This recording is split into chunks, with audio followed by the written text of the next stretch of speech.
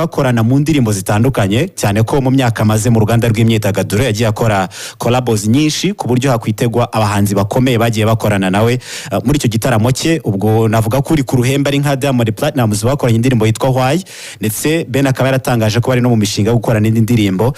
Reka dutegereze tuzarebe. Gusa andi makuru mfite nuko vuba hangaha Ben yitegura gushyira hanze indirimbo. Hari n'abavuga ko ashobora gusohora ibyo bita double release, kuba yasohora indirimbo ebyiri cyarimwe. Ibi byose biracyari ibivugwa. Mu by'ukuri dutegereje The Ben ufitiye ideni abanyarwanda ryo kubaha indirimbo nyinshi kugira ngo abashimishe nk'umuhanzi ukunzwe kandi bahaye icyizere. Hanyuma mu yandi makuru nuko umuhanzi witwa Mr Kagame arazwi cyane, yatangaje ko yasinye amasezerano na company yitwa Black Market Records isanzwe ikora n'abahanzi bagiye batandukanye, cyane ko ifite amashami mu bihugu bitandukanye birimo nka Uganda, Kenya, Ghana, Cuba ndetse no muri Leta Zunze za Amerika, cyane ko ari naho yavukiye. Uyu rero yatangaje ko yahujwe nabo n'inshuti ye isanzwe ikorana nabo bya hafi. Avuga ko basinye amasezerano y'imyaka 3. Icyo basinye ni iki? Ni ukumufasha gukora ibihangano ndetse no kubigeza kure hashoboka, bakanabicuruza, inyungu ivuyemo bakayigabana. Ikindi ni uko muri imyaka 3 bamwijeje kumukorera album zigera kuri 3. Ntako byaba bisa, ubwo byaba bivuze ko buri mwaka agiye kujya ashyira hanze album. Byaba ari byiza nkuko nawe yavuze ko bakwiye kumwitega. Reka tumwitege rero. Hanyuma Eddy Kenzo n'umuhanzi ukomeye wo mu gihugu cya Uganda, n'umukuru w'urugaga rw'abahanzi rwo mu gihugu cya Uganda. Ikindi kandi ni umujyanama wa Perezida wa Repubulika y'igihugu cya Uganda mu bijyanye n'ubuhanzi.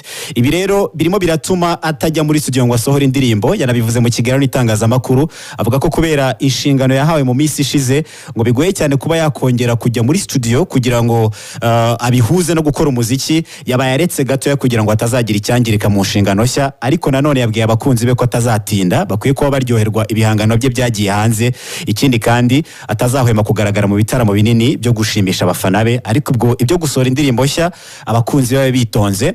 Hanyuma muri Leta Zunze za Amerika hari kuvugwa amakuru menshi, ariko n'ubundi inkuru zifatwa ndetse n'ifungwa rya PDD ntabwo ziri kubura kugaruka. Kuva ku munsi w'ejo nizo nkuru ziri kugarukaho cyane mu bitangazamakuru byo muri Leta Zunze za Amerika, aho yatakambye ashaka gutanga ingwate yo kuba yakurikiranwa ari hanze. Ashaka gutanga $50,000 z'idolari. Bone umwunganizi mu mategeko nibyo bari basabye, gusa byaranzwe. Bavuga ko agomba kuguma afunze kuko ashobora kugira ibyo yangiza cyangwa se akanatoroka. Ikindi noneho yavuze nuko naramuka agize amahirwe yo kudahamwa n'ibyaha ari gushinjwa bifite aho bihuriye n'ihohotera rishingiye ku gitsina, harimo gucuruza, harimo gutunga intwara atabyemerewe ndetse no gucuruza abakobwa, no donc ni nko kubatwara bavana mu bihugu bimwe bajyana mu bindi, abajyanye mu bikorwa by'ubusambanyi. Yavuze ko iwe ngo nta mukobwa uzongera kuza kumusura uko yiboneye uretse mama w'umubyara, abagore babyaranye cyangwa abandi bafite akazi mu rugo rwe. Icyo ngicyo yavuze ko yakiyemeje. Ikindi yiyemeje nuko yasabye ko bajya bamupima buri cyumweru ngo barebe ko hari ibiyobyabwenge afata, kuko ngo ari byahanini byamutizaga umurindi wo gukora ibi byaha n'ubundi aregwa.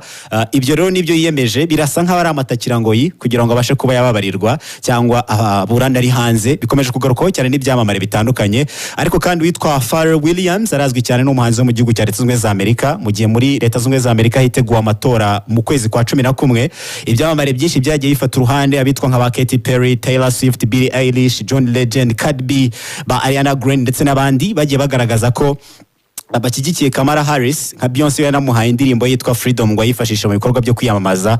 Pharrell Williams we yavuze ko rero bidakwiye, ndetse yaniyamye cyane abahanzi bajya baza mubaza ngo uzatora nde. Avuga ko bikwiye kuba ari ibanga ry'umuntu.